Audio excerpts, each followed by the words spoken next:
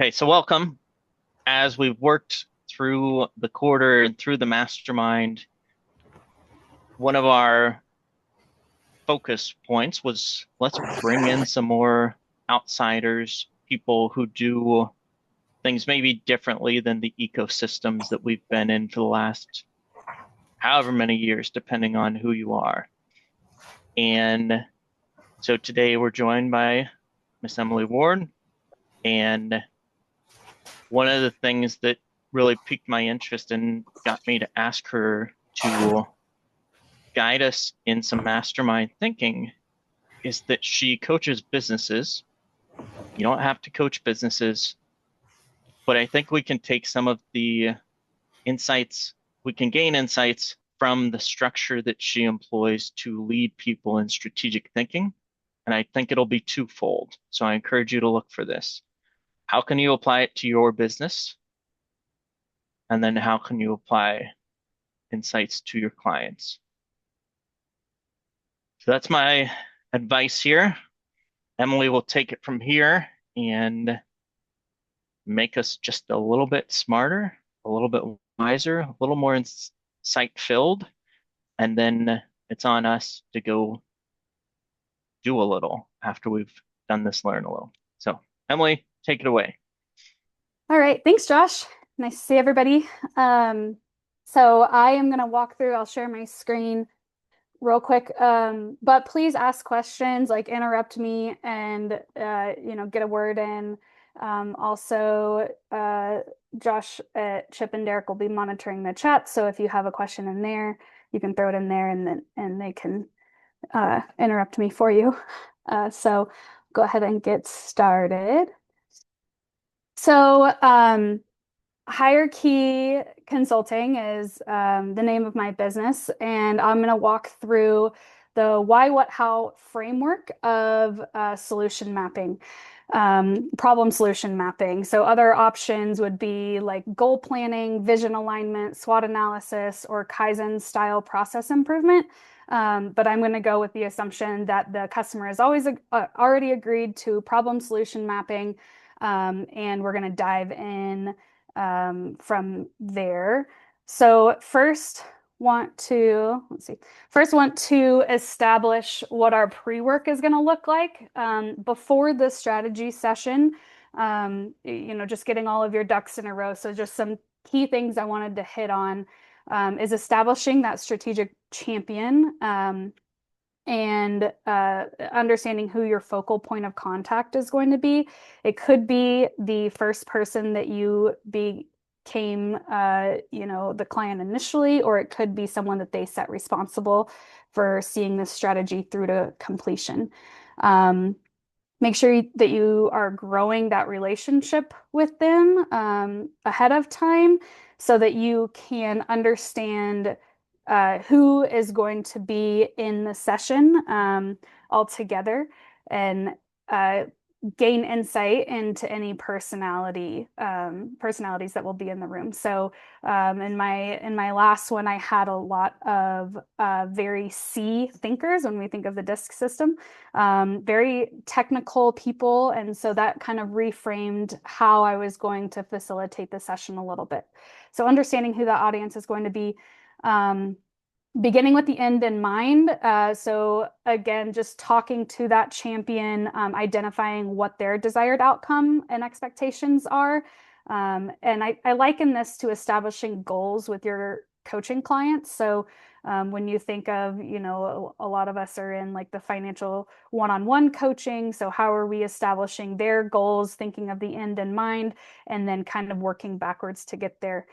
Um, you'll want to set expectations. And so, walking through what your time together will look like, describing the framework and the timeline, and then setting up any guardrails or calculations that might be needed. So I'll dive into that a little bit more, but there will be tools that we'll use or that I use that would be beneficial to have some setup beforehand. Um, and then discussing logistics. So the date, the time, the facility, flights, if there are any equipment, food if it happens to run over lunch, snacks, and then payment, of course. Um, and then making sure that I prep any assets. So anything that I want the client or group to use, I typically like set up a binder with notes, the tools and the templates printed out, post-it notes, props. I know one guy that uses a timer. He brings in a 2-minute timer because one of his coaching clients talks too long. And so he sets up the timer. They have that relationship, but I think it's kind of funny. Um, so anything like that, just making sure you are giving yourself the best foot forward. Some of y'all might recognize this quote. Our own Chip Bailey introduced me to this quote, and I use it quite often. If you don't know where you're going, you might wind up someplace else. Sets a baseline of vision for the session for the rest of the group, or in a coaching one-on-one situation, the individual. So establishing where are we now is key. It gives the context of why to eventually lead to the how. Without the buy-in that there is a problem or a need, a solution is easy to ignore. I think I'm preaching to the choir here, but just as an example, when you have a door-to-door salesman trying to sell you pest control and they come up to your door and they say, "Hey, I've got this pest control service," um, you're going to be like, "Okay, please go away. I'm busy." You might not even, answer the door, versus someone that comes in and says, "Hey, I recognize that you have these pest issues around your house. I'm seeing cobwebs in the corner. I'm seeing wasp nests on the awning. I'm seeing signs of termite damage on your pergola." Establishing where they are now so that they can understand that you'll lead to a solution is important. And then walking through where do we want to be, that establishes the what. So that leads way to the facilitation of brainstorming and alternatives to the issue, thus allowing you to agree on a go forward solution. So using that same example, you could say, "Wow, yeah, I do have a pest problem. I could hire it out. I could maybe do it myself." Or, you could burn the house down because no one wants spiders in their house. But when you establish those brainstorms, then agree on them, it will lead you to a better ability to set up your action plan. So how do we get there? Implemented step by step to achieve the desired results. So maybe you want to research the chemicals that you're going to put on the house. You want to plan time to go, get the things that you need. Emily, And yep. quick question for Mhm. for frame up. Can you zoom out for us a little bit and tell us who you're typically targeting? Because you're talking, and I know some of this background, but for the benefit of the group, Mhm. a lot of us do one-to-one. Some of us do one-to-many. Who is your audience typically? And what are they typically approaching you for, or you approaching them to help with? Just a few words around that to contextualize this, because you're talking about 1 day events or whatever with props and different things. Just Mhm. if you can color in the lines. Yeah. So that is a good point. I think a couple of slides from here might do a better job at like kind of laying that foundation. And I understand it might be maybe I should have had that earlier on in the presentation. Um, Nope, that so works as long as you color it in. okay. All right, so I'll skip ahead here just a little bit or kind of, go through just an example timeline. Typically this takes about like 6 hours, maybe a little bit less if you're quick with it. But so setting up that timeline, establishing the tools and templates that you're going to use for this process, I think is important. Again, this goes back to kind of the building on the pre-work, the assets that you can give them day of to reference during the session.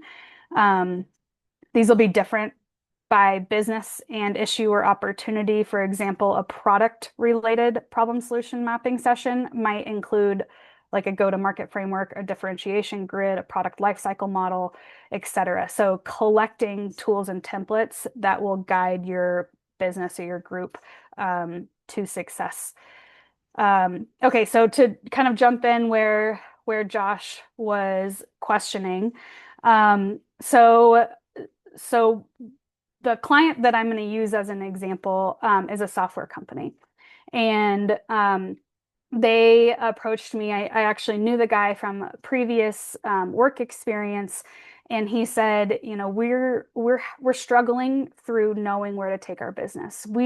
There's so much going on with AI, with different technologies. It's kind of a red ocean out there. We don't know where our strengths are. We don't know, you know, what to do. And so I sat down with him. He was my quote strategic champion. And so I sat down with him to figure out what the end goal was that he wanted to have in mind. And we talked through establishing a problem map to get his team in alignment that there is an issue. That was one of his problems, is that he didn't think the rest of his group necessarily agreed that there was a problem to start. So he was having trouble coming up with solutions when they weren't identifying the issue to begin with. So when we started talking, we went through a small version of a problem map, and then this is where I started with his larger group, so that they could, like I spoke about before, but identify that there was a problem, agree on the problem to solve, brainstorm solutions, and then go forward with an action plan. So for this problem mapping session, this is really when it kind of gets into the nuts and the bolts of it. So I had the group, they all had their post-it notes. I said, write down problems within the area of concern. I do this unaided and without consulting those around them. I don't want group think to be part of this. I want the unique issues that each other is observing. So then this is highly facilitated. This stage is highly facilitated. And so I will go through and I'll, you know, go through person by person, and I'll say, hey, tell me one of your problems. And that the yellow kind of box there represents the first sticky, so to speak, sticky note. So one, you know, maybe one of the guys says, customers want cheap software options. And so that is establishing the initial problem or opportunity. And from there, for each problem or opportunity, we want to go into consequences and drivers. So consequences go up and drivers go down. So in this example, consequence of customers wanting cheap software options is that there are competitive pressures for cheaper software. And a consequence of competitive pressures is customer interest and investment in AI solutions, or could also be a reduction in total addressable market, so fragmented clients. And then going the other way, asking why or what the driver is. Customers want cheap software options. Why? Lack of perceived value for custom software, or hesitancy to spend due to economic pressures. So you can see how these problems begin to map themselves out, and we can see maybe what the bigger problems are as they bubble to the top, and smaller problems are as they fall to the bottom. The smaller problems, as you get to the bottom, it's going to be more like an individual role. Whereas the bigger problems are going to be more difficult to solve, larger issues within the organization. So I think relating this to, you know, one-on-one coaching or individual coaching is like, you know, smaller problems are things that often your client may be able to be within their control. They can easily fix and they can manage and they can handle. versus bigger problems that might be, they don't have the money. They're not bringing in the money that they need to bring in. They don't have the resources that they necessarily need to solve their problem or their goal. Um, just to relate it to kind of a one-on-one basis. But so we go through this problem mapping session where each of these yellow sticky notes gets placed on the board, and we do a consequence and driver activity for each one of them. You'll see the kind of the circles at the top there, the top right corners. These are so after all of the mapping is done, we say, does everyone feel like, we've captured everything? We will go through and kind of, for lack of a better term, vote on where we have the most interest in identifying the problem, or brainstorming solutions around which problem. And you can liken this to choosing to either repainting a bathroom or remodeling it entirely. So remodel would be a bigger problem, repainting would be a smaller problem. Where do you want your organization to focus? And you choose to attack that problem at whatever level you can afford, time and money wise, and is justified. So we come to an agreement on what problem is that we want to attack in stage 2, which is the what solutioning. Before I go here, does anyone have any questions or anything coming up around the why? Josh is smiling. Yeah, that's Derek wasting it in chat. Disagreeing in chat, not wasting it, wasting my response. I think while we do a lot of one-to-one, sometimes we approach it without a lot of structure. And so I think we can take structure from this along with gaining consensus when we coach couples. Or if we coach a business owner, we could take this directly and say, hey, this is an opportunity to help facilitate alignment of their team. I'm assuming most of the time this is just the leadership team. So probably a 3 to 10 person group in a room or whatever. But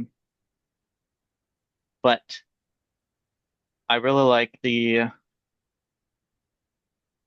controllable small problems versus the big ones. I think often we're scared to surface the big ones because we can't necessarily tackle them right away. But I don't take that approach. I think one of the things that helps retain clients long term is surface those in the beginning and say, well, let's deal with these controllables that will let us survive long enough to get to where we can work through the bigger ones. I don't know if you've got thoughts on that. I'm sure there's times big ones have to be focused on right away, but when they're not controllable, it seems like a lot of energy could go to something that is not even close to a quick win. Yeah, I think the quick win comment is key, is like, where is this taking it? Like, where's the vision taking us? Is this a 5-year process that you have in mind, or is this a quick win? Is this under like less than a year process that you have in mind? And just making sure that that expectation is set, because you're right, the bigger problems, they're not going to be solved easily. I think if there is an agreement that the bigger problem needs to be solved, then it gives you a greater opportunity to have multiple milestones or stage gates to work toward in order to accomplish the bigger problem. Whereas, the smaller ones, it's maybe 1 or 2 milestones or stage gates, and you can get there more easily. All right, I'm going to jump into the what. So solutioning. So say we have now voted on lack of perceived value for custom software. So part of solutioning is going to just be brainstorming and what we call diverging on any solutions without judgment. So there's no wrong answers, get them all out on the board. But you want to put all of these, so marketing awareness campaign, customer education platform, feature enhancements, getting those all on there, and then plotting them on some sort of solution matrix or grid that allows you to evaluate the solution. So this is one of the things that I was talking about kind of in the pre-work that might be good to set up beforehand.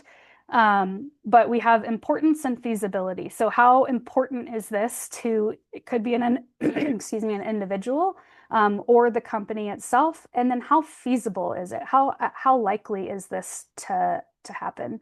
And then you can see the various factors kind of underneath there. And this isn't directly correlating to individuals, but you can see, financial importance, of course, revenue, satisfaction, maybe happiness, culture, versus feasibility. Do we have the time? Do we have the budget? Do we have the resources? Is there a risk of success here? What's the probability of success?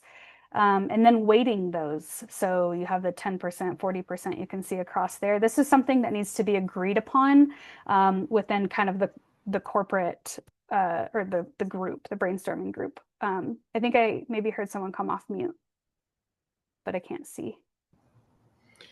I came off mute, but you answered my question. Oh, okay. Yep. So we're putting those potential solutions down below, and as a group, we're walking through where we think these fall. So do we think, and some of these are kind of conceptual. It's hard to kind of pinpoint what your profit margin is going to be on a solution that you haven't tried yet. But if you have kind of a baseline or an idea of where that could be, that's the goal here, is to get something on paper. Maybe it requires a little bit more research, but this gives you directional execution to where maybe your solution should lean. This example in particular, the importance and feasibility factor was actually highest on number 5. And so numerically, that is where they should land, but they decided that there was a factor of regret, so to speak, and importance was the measurement that they used to go forward with. So you can see on the importance side, the weighted average was an 8.4 on number 2, but was less on feasibility. So they decided to go with the most important thing, even though it wasn't as feasible. And so how can we pull different levers to make this more feasible? Maybe we readjust our expectations of the timeline. Maybe we pull different areas of the business to increase our budget. Things like that, because they did find the second solution as of the highest importance. So just because something comes out as the highest number in this situation doesn't always mean that that's where it should lead. Emily, I did have a question. Mm-hmm. On the feasibility side, how easy is that for people to identify what their feasibility variables are? So the feasibility is actually much easier than the importance. Do you mean like the factors themselves? Yeah, or the time, the budget, the resources. Like sometimes I create a big problem because I just don't think it's feasible. But then if you like sat me down and said, well, what's impacting what makes it feasible? Mm-hmm. Sometimes I have a hard time identifying, okay, what actually are the factors that create feasibility? So I prompt the factors. I prompt the time, the budget, the resources, and the risk. I allow them, they can change that, but I think those are typically the areas that you'll find run into whether or not something is feasible. I think this feasibility is actually much easier to accomplish, or get maybe direct weights of, or metrics of, than the importance side, which I think is more more conceptual. Because how do you measure client satisfaction? It's difficult to do that. So you say 1 is a buy once client and a 10 is a retainer client. How do you score someone in between there? It's kind of a little bit more cloudy, whereas feasibility, I think, are more tangible factors. Thanks. And you can see there, like the 1 and the 10 under weight, those are decided on by the client. So if you go back to the feasibility, the 1, 10 through 10, so on time, a 1 was established of greater than 4 months, and a 10 was established as less than 1 week. And so those are going to change based on individual or based on the corporation. Budget, maybe a tall budget or a high budget would, for an individual, might be $10,000, might be $1,000, who knows? And then a 10, could be vastly different than what is shown here. So that is highly differentiated between who you're talking to. Any other questions on this one? Not a question necessarily, but I've used in these matrices before emotional weight. Mhm. I'm guessing that importance generally includes that, which is how number 2 ended up, even though lower on the feasibility. We utilize numbers, but we're not trapped by the numbers. Correct. Yes. Yeah, I think there's a factor of regret in here. Will I regret not trying something? And that is hard to like tangibly establish a number. How do you assign a number to regret? Because I think if something is so important, you're going to figure out how to get it done, even if the feasibility is low. Culture is one, I think, in terms of feeling, is kind of in that sentiment. Just for a corporate client, is how is that culture shifting with that solution? How are they feeling about it? And in this case, they were very excited to do it. It was important to them.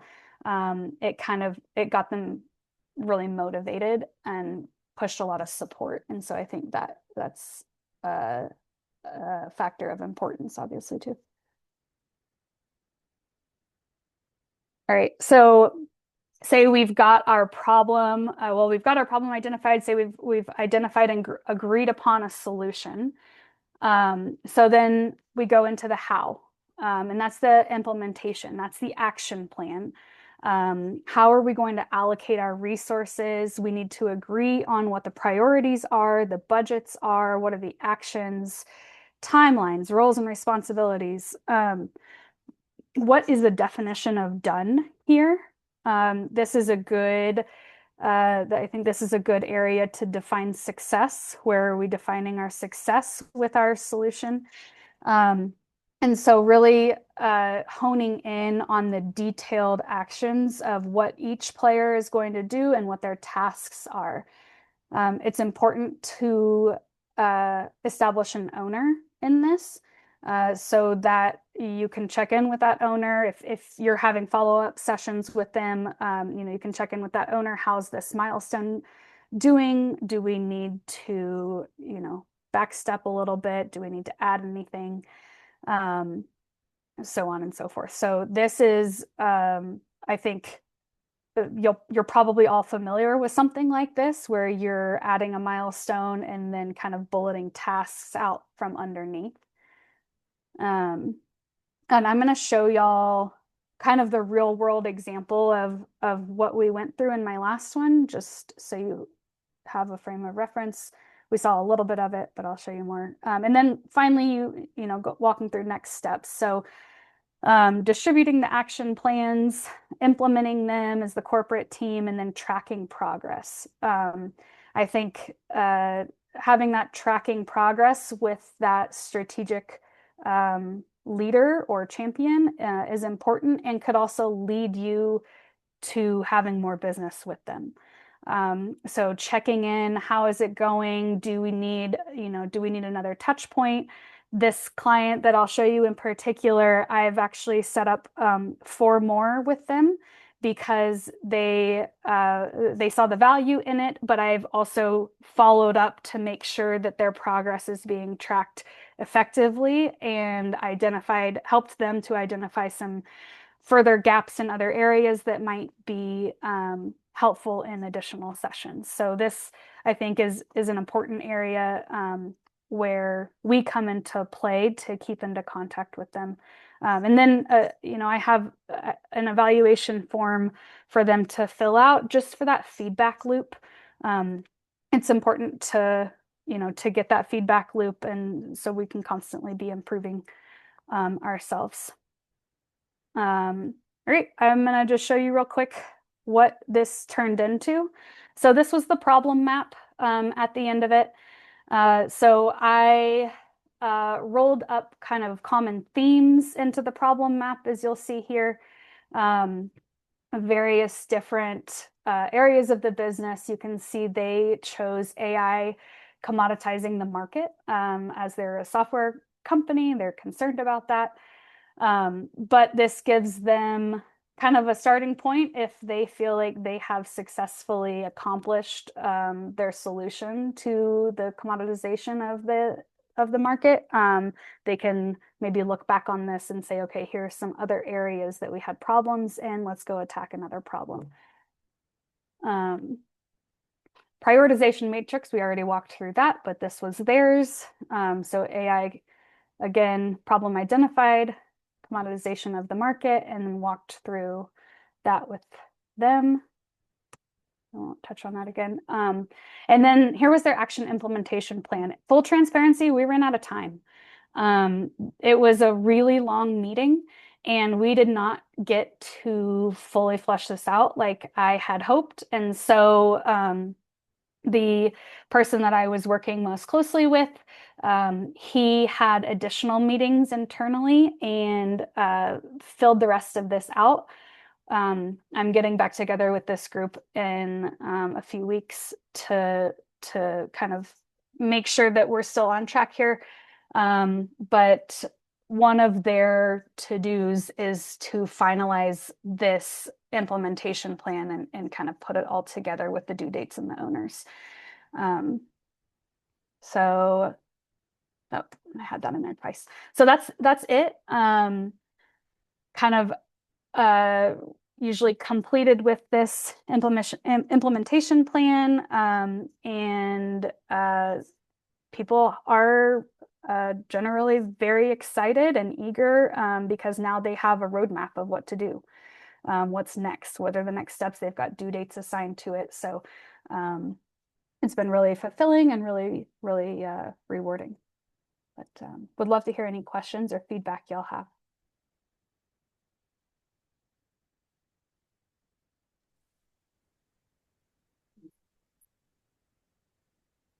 Or did I lose everyone because I talked too much? Hey, can you hear me okay? Yes. Okay. How did you get from the individual kind of graph that you were showing, or the individual problem matrix, into that larger one at the end? Did you just kind of fit everything into one big screen? These were individual ones that you did for each problem? Yes. So when we look at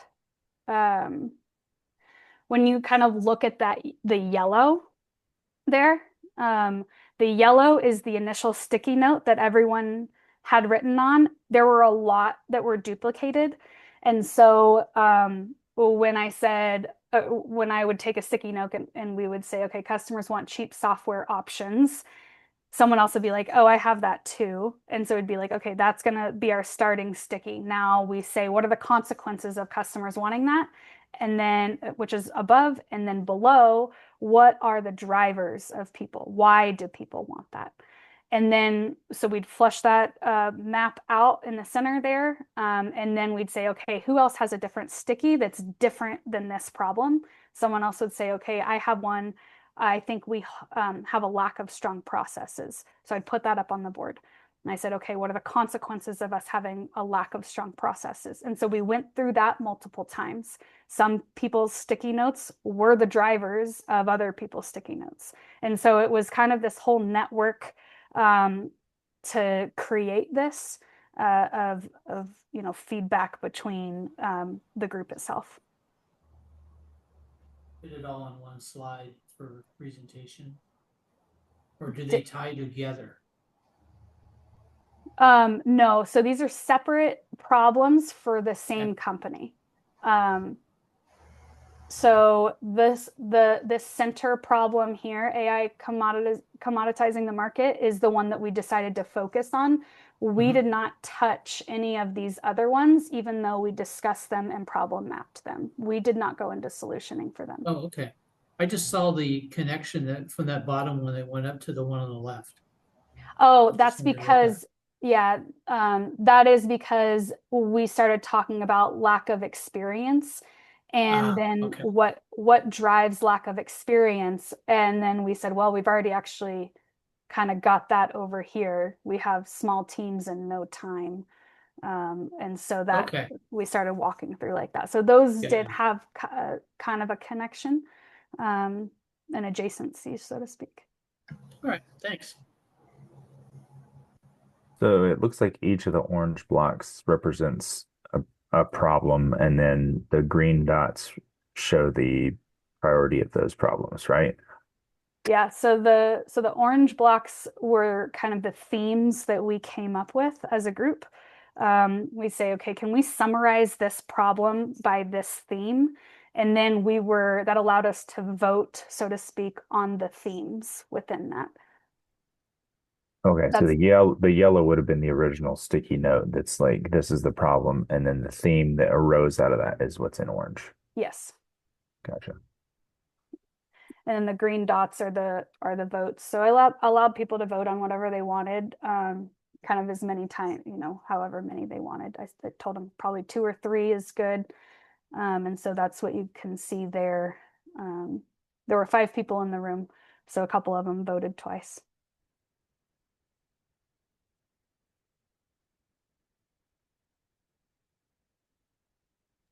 So you basically used the sales approach by establishing a needs analysis at the beginning, and then answered the needs and the problems and assessment with the solution at the end.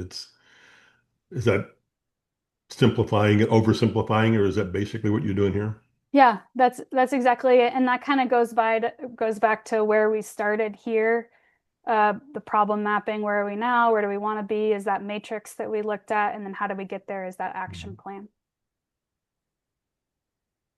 And I am curious, I'm really, as you know, into the personality stuff. So I'm curious, if you get a D personality looking at this and you get a C personality like Josh is eating this up. He loves it. This is like prime steak for Josh. But the others who are I's or S's even maybe leery of it. How did you break through that, or did you encounter that in your group discussion? Did you see some people that sit back, and how did you handle that? So yeah, and that's what I had with this situation, is a lot of them are developers. So software developers, technical people. And so they did, most of them were C's. They don't necessarily understand kind of the business aspect of it. And that's where some of these tools and templates come into play. And I guess just to give you like an example of one. It just gets them in the right frame of mind, where we said, for this software company in particular, they're competing against AI, basically is kind of part of their problem. And we say, okay, an internet transaction is not where we want to be. That's low expertise, low capabilities. A consultant is high expertise. That might be where AI sits. But where do we ourselves want to be? And just use kind of the tools as a guiding factor to some of those different personalities that maybe don't have the same mindset of others in different areas. So I tried to bring in a lot of those, so that there was a little bit of something for everyone that was in there.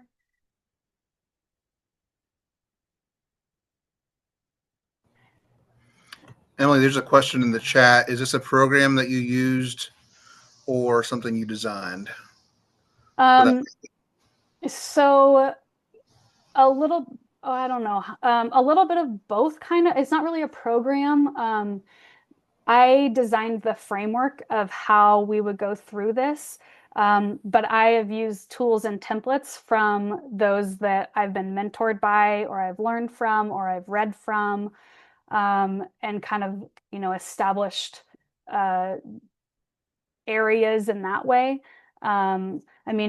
This problem mapping is not my brainchild. I think this is something that people do regularly and something I've learned from a separate coach and mentor. So I took that and then I added, like, what does a solution piece look to it? So not necessarily a slide 11. Mhm.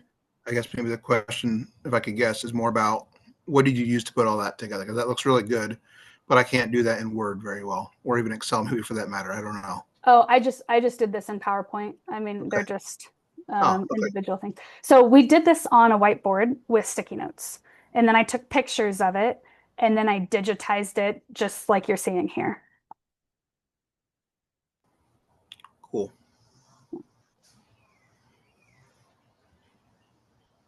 Emily, what feedback do you get as being the teams or clients were most surprised by what? Their need to vent, their need to get their voice heard, and express their thoughts in a way that is kind of showing them to a third party, maybe. I think people are refreshed by the ability to throw out their ideas and their pain points to someone who isn't necessarily their coworker or their boss, and to have those taken into consideration. It seems trivial, but I saw people who were first closed off really coming into like themselves when they were being heard and their problems being listened to. And I think that was really a critical piece of the teamwork mentality. Okay.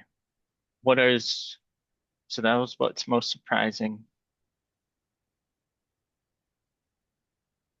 What do they laud you for? What do they say, man, this was the best thing we got out of this?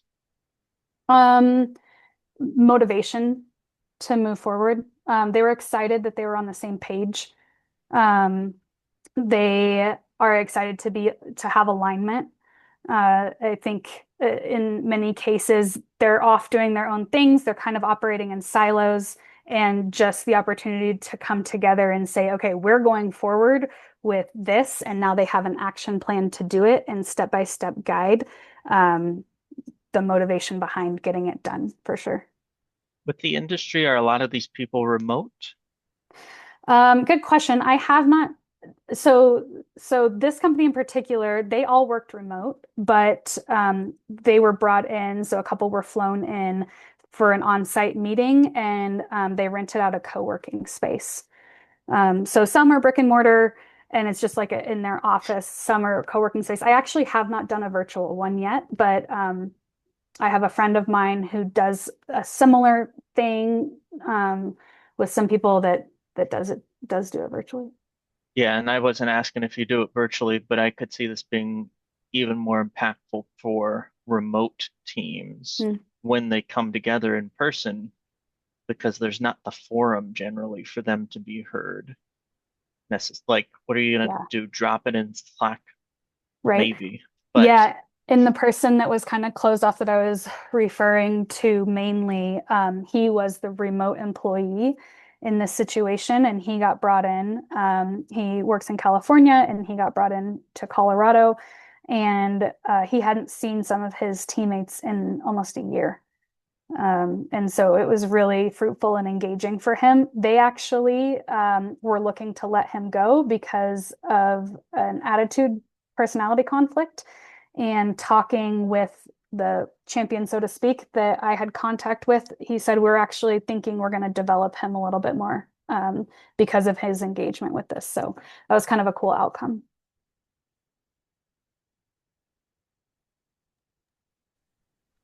Yeah, Barry Cat asked, or kind of makes an interesting statement in the chat. Emily, I'm curious, how would you do this remotely, or is it imperative that you do it one-on-one and face-to-face with the group, or is it just as beneficial on a meeting like this?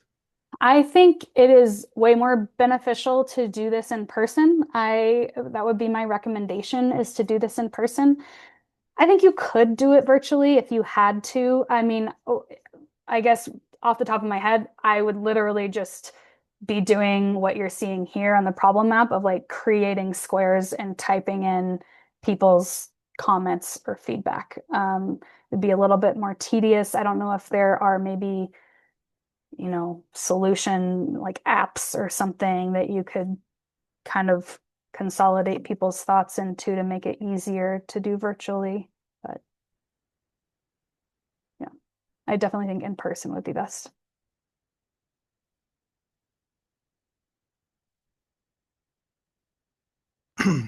Emily, when you're talking with business owners or just at the grocery store and you bump into somebody and start talking to them, whatever, what are you listening for in the conversation that says, oh, this solution, and this might be a solution that would help? Like, what are you listening for to take this to the next step, or that this be the next step? A lot of times there is confusion in how to get somewhere. They say like, oh, well, I want to, one person that I talked to, they're like, well, I want to open my own studio. And so I said, well, what are you doing to get there? And they're like, well, I don't know. I don't even know how to start. And so that kind of engages the process of like, well, why don't you know how to start? Have you done any research, to start going through kind of a checklist of things that might help them understand that they're missing some sort of framework or guidance or plan to execute on.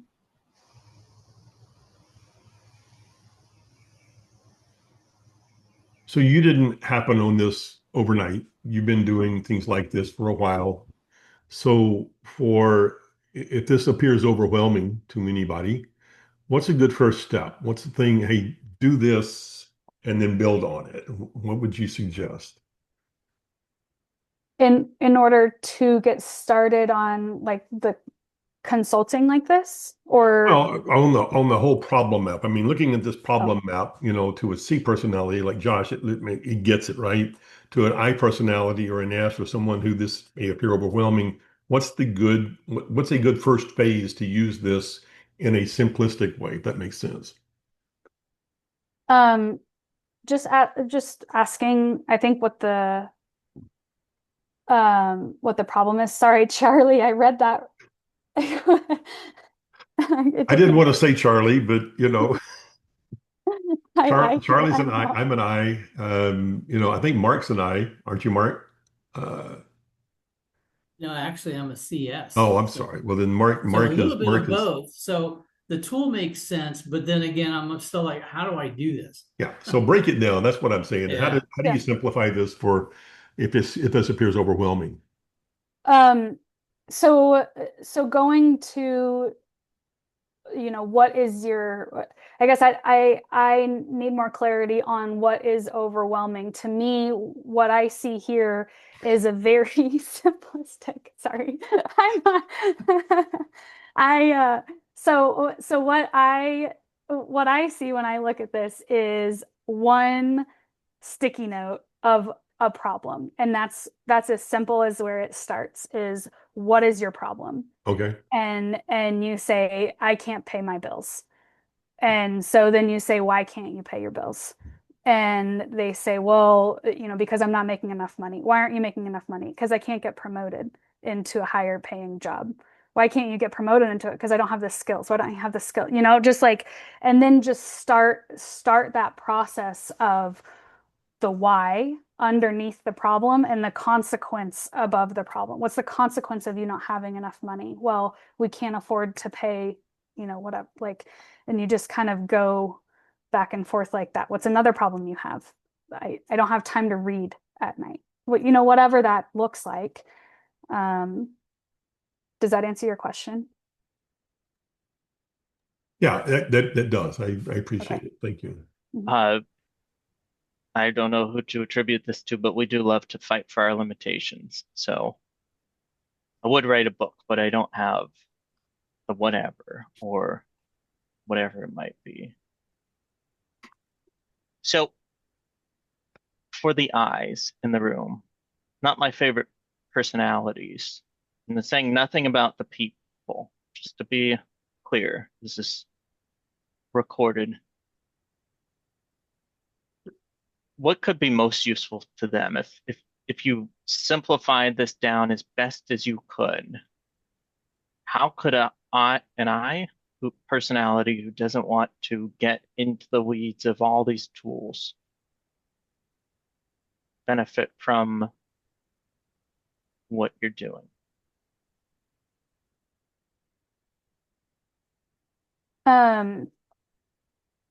How does an I personality benefit from this?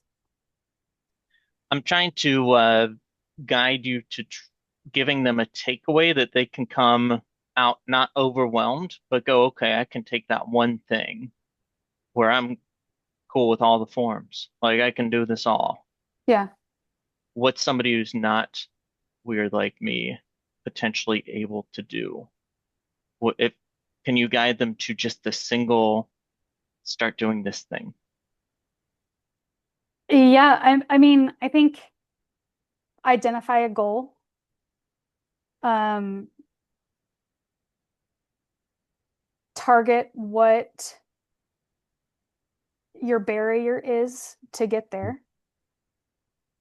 And think through a solution to get through that barrier.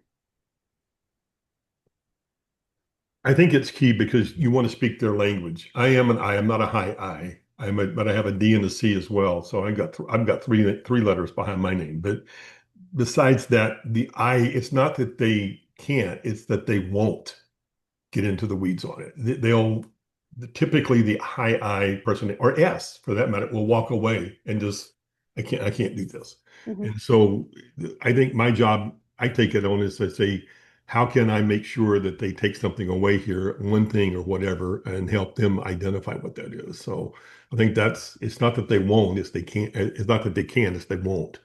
So Is it any of the I's in the group? Can you tell me at a high level, uh, maybe reiterate what the process as you viewed it through your eyes is, that I walked through today?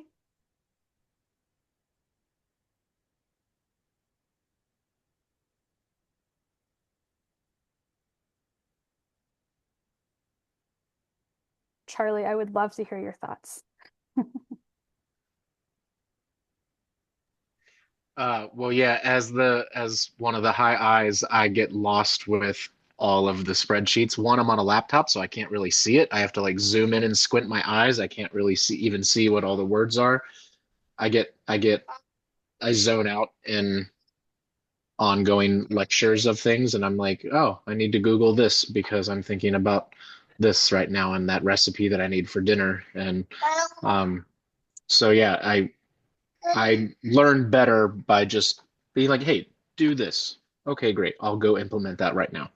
Got it. Okay. So is with your clients, is it clear, I guess is it clear the importance of identifying what their problem is?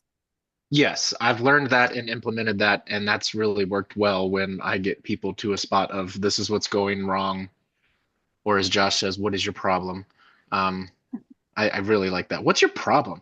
Yeah, But that's how I anyways, and say then it, figuring Charlie. out what's your problem. Yeah, so then getting to their desired outcome and how do we get there? So yeah, implementing those steps is been a good place for me. Okay. So I don't think it's any different from that. It's I just just don't use a spreadsheet to do it. I right. just Yeah, it's talk. just not necessarily tools, specific tools in place Sorry, Josh. for that. Oh, But the world's better for it, Charlie. You don't get lost in those weeds potentially. I think Take it's more notes, just don't important. use PowerPoint. I think it's more important with teams to have tools to get them aligned. Uh, Emily, thank you for sharing today. Guys, I hope you gain some insights, again, twofold or two directions. One, we could use tools or just problem mapping, whatever, to continually design our businesses. And second, when it serves the clients and you're willing to do it, use them to help your clients actually get where they want to go. So that's all for now. Again, thanks to Emily. Thank you for being here. Go do a little, test it, experiment with it. Experiments never fail. cool.